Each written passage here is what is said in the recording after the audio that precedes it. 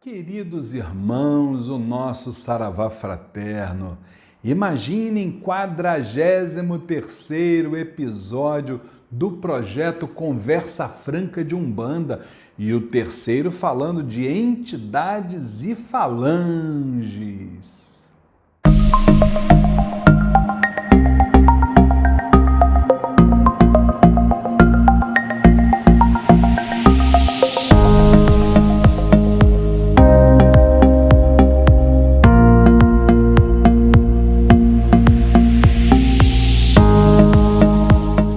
E hoje vamos a mais um maravilhoso vídeo, desta vez falando sobre a evolução das entidades. Existe uma pergunta bem interessante que quase sempre está chegando para nós e que dentro dos nossos estudos, nós e de tudo aquilo que nós recebemos dos amigos espirituais, dá para a gente dialogar e chegar a um denominador comum. A pergunta é a seguinte: Luiz Fernando, as entidades evoluem? Existem entidades no processo, imaginem, de involução? Primeira coisa, para a gente pensar se uma entidade evolui ou não, vamos relembrar a obra sobre a qual eu já falei várias vezes neste projeto, nas palestras, nos cursos, a obra Exu, o Grande Arcano, quando o Exu Senhor, representado pelo Exu das Sete Encruzilhadas, que foi a entidade mentora daquela obra, recebida mediunicamente pelo nosso saudoso e inesquecível Pai Rivas Neto. Então, o que diz o Exu Senhor sobre a evolução das entidades? Tudo evolui, nada está parado no universo inteiro. No caso específico das entidades, as entidades precisam de luz, orixás precisam de luz, só quem não precisa de luz é a própria luz. E aí, falando sobre a evolução das entidades, vamos começar a trazer aqui um novo slide para que vocês possam entender. Vamos relembrar o exemplo falado na aula passada sobre os planos ainda reencarnatórios e o plano do puro espírito, onde nós vamos exatamente entender esta questão da evolução e se as entidades, como foi a pergunta, involuem, caminham para trás. Vamos lá, vamos relembrar. Aqui temos o plano dos espíritos encarnados, a humanidade, A humanidade desencarna e reencarna, desencarna e reencarna. Mas desencarna para que plano? Os espíritos vão para o plano reencarnatório, que aqui está, Então, está no planeta Terra ou em qualquer outro planeta, sobe desencarnando, desce encarnando novamente.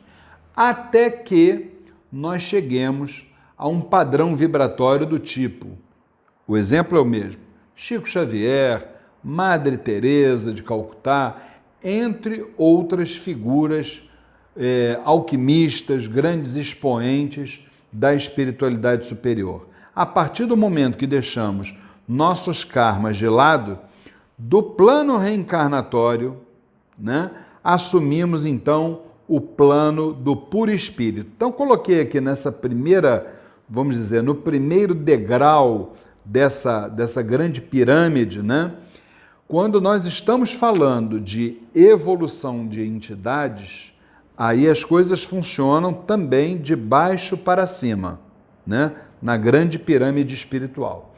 Então, o primeiro estágio são os espíritos recém-chegados ao plano do puro espírito. Não reencarnam mais, não voltam mais para o plano reencarnatório, embora, para evoluírem, vão trabalhar no planeta Terra, vão trabalhar em outras dimensões, vão trabalhar no plano reencarnatório, orientando e ensinando os espíritos ainda inferiores. A partir do momento que chegam ao plano do puro espírito, o segundo degrau já seria Exus, Pombagiras e demais vibrações. Então, aquele espírito, vamos supor, né, para dar um exemplo bem didático, um Chico Xavier. Então, ele assume uma falange de Exu ou de Pombagira. Por quê? Neste plano do puro espírito, nós vamos estudar mais para frente, o espírito é magneto, ele volta para a sua origem, ou do gênero masculino, nesse caso Exu, ou do gênero feminino, no caso Pombagira. Então eles ali trabalham, até que possam evoluir. A partir do momento que há a permissão para a evolução, aquele espírito anteriormente na falange de Exu e Pombagira, ele vai assumir uma outra roupagem fluídica, ou na falange dos caboclos, ou na falange dos pretos velhos, ou até nas demais falanges. E aí continua trabalhando, incorporado, seja aqui no planeta Terra, seja em outras dimensões, não importa, mas trabalhando. A partir de um determinado momento, que quem julga a taxa de evolução de qualquer espírito é o plano lá de cima, Papai do Céu, Zambi Maior, chega num determinado momento que este mesmo Zambi diz, é hora desse espírito subir mais um degrau. Então nós assumimos, no caso o espírito assume, a parte de ciganos, ou Ibejada, ou povo do Oriente, ou até as demais vibrações. Tá certo? E aí esse espírito continua trabalhando, até pular para, vamos dizer assim, a cobertura do prédio, que é falangeiros de orixás. Quem são os falangeiros de orixás? É claro que nós vamos dar essas explicações mais detalhadamente lá para frente, são os representantes dos orixás, né? Tiveram vida carnal também, tá? Só relembrando, tiveram vida carnal, depuraram seus karmas, subiram em todos os degraus da evolução até chegar ao degrau máximo. A partir daí, vocês reparem que eu deixei uma tarja preta aqui, que são planos que não conseguem, embora trabalhem convergindo, aqui houve vida carnal no plano do puro espírito, né? Seja Exu e Pombagira, seja Caboclo, Preto Velho e demais falanges, Cigano e Bejada, Povo do Oriente ou falangeiro de orixás, houve vida carnal. Orixás Zambi Maior, não houve vida carnal. Que isso fique bem entendido. Agora, ainda voltando neste mesmo slide, a outra pergunta é se as entidades elas podem evoluir, caminhar para trás. De forma nenhuma. Não entendemos dessa forma. Nem os espíritos encarnados, nem os espíritos ociosos, de forma alguma. Nada caminha para trás. Os espíritos do mal, denominados como quiumbas ou como obsessores, não importa, eles até, vejam bem, sabem da existência da luz, só que simplesmente eles não reconhecem. Agora, são submissos a essa luz maior, denominada como Zambi. A partir do momento que são submissos a Zambi maior, não existe como caminhar para trás. Eles caminham para frente. Sabe por causa de quê? Porque mesmo o espírito ocioso, o obsessor, ele serve à luz mesmo sem saber. A partir daí surge uma outra pergunta bem interessante. No caso, por exemplo, Luiz Fernando, do preto velho. O preto velho é preto e é velho? Qual a razão das características dessas entidades? Bom, em primeiro lugar, espírito não tem cor, né? Segundo, se é velho, se é novo, difícil saber. Porque uma coisa é a idade na matéria, uma outra coisa é a idade no espírito. Então vamos deixar isso bem claro. Mas aí nos perguntam, Luiz, por que o preto velho chega ali mansinho, né? Agachado, numa posição, até por que não dizer de submissão, né? Tranquilos, equilibrados, amorosos, humildes. humildes, resignados. Por que as crianças, a falange da Ibejada, chega alegre? Por que os ciganos chegam daquele porte, por que não dizer aristocrático, né? Sensual, batendo palmas, batendo os pés no chão, né? E por aí, por que os caboclos, né? Aquela forma pujante de ser. Tudo isso nada mais é do que são as características das entidades. Mas, Luiz, qual é a função? Isso existe do nada dessas características? Não, de forma nenhuma. Nós entendemos, de acordo com a nossa visão doutrinária, que os orixás, que as entidades assumem na sua roupagem fluídica características que são virtudes celestiais, tá certo? E se você, meu irmão, você, minha irmã, tiver um mínimo de sensibilidade, vai pegar cada uma dessas virtudes e colocar dentro da sua vida, assumindo-as para que você possa crescer espiritualmente. Se não, vejamos, voltamos a dizer, preto velho humilde, amoroso, resignado, não é verdade? As crianças alegres, demonstrando que alegria, que tristeza não paga dívida e que alegria é sinônimo de positividade. O próprio cigano, quando ele bate palma, ele jogando a energia para o alto, né? Tentando dar um movimento na energia, quando bate o pé no chão, devolvendo a energia para a terra, né? O Exu naquela sua gargalhada, convocando a sua falange para o trabalho, o caboclo naquela posição pujante, né? Muitas vezes determinando respeito, seriedade no trabalho. Então, eu acho que todos esses estereótipos das nossas falanges, volto a dizer, são características que a gente precisa assumir, né?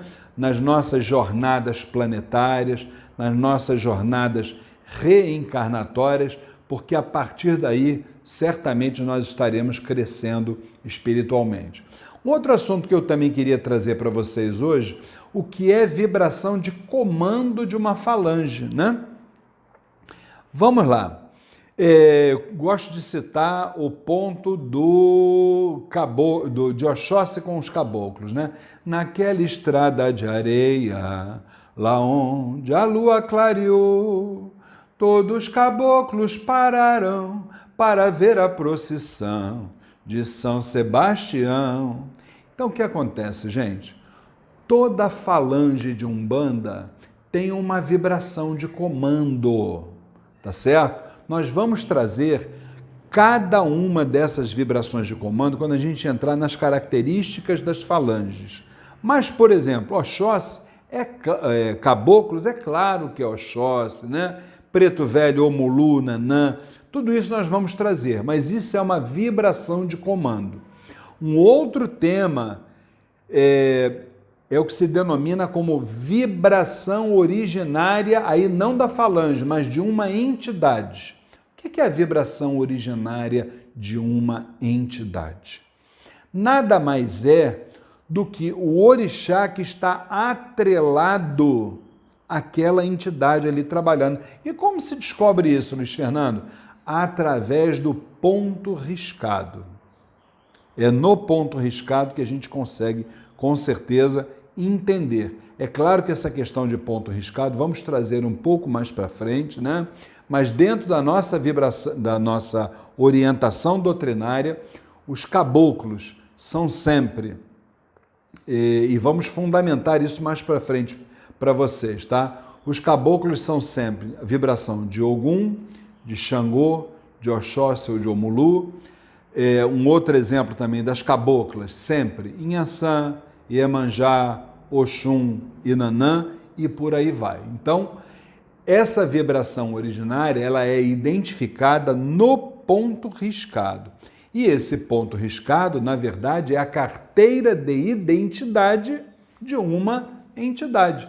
Assim como eu, como você, tem lá na sua carteira de identidade, né? Por exemplo, eu, Luiz Fernando. Luiz Fernando é filho do senhor fulano de tal, com a senhora fulana de tal. Você da mesma forma. A entidade está na Umbanda, ela não surgiu do nada. Ela tem uma vibração onde ela se originou. E são os orixás que vão se desdobrando. A partir desse desdobramento, surge a falange, surge a entidade. Está tudo entendido? Complexo? Claro que é complexo. Mas isso é que faz a gente ficar assim, isso que faz a gente estar cada vez mais instigado em estudar, em aprender, em evoluir, né? E me aguardem, porque vem muitos estudos aí pela frente, dessa vez falando sobre entidade, sobre falange, e temos certeza absoluta que você, meu irmão, você, minha irmã, vão adorar o que ainda vem por aí. Tá certo assim? Fiquem com Deus. Meus irmãos, se vocês gostam dos vídeos que são publicados neste canal do YouTube do Templo Estrela do Oriente, não se esqueçam, inscrevam-se no nosso canal. Depois, se você gostou do vídeo, não esqueça de dar o like e, por último, aperte aquele sininho, porque todas as vezes que tivermos um novo vídeo, você será avisado. Muito obrigado!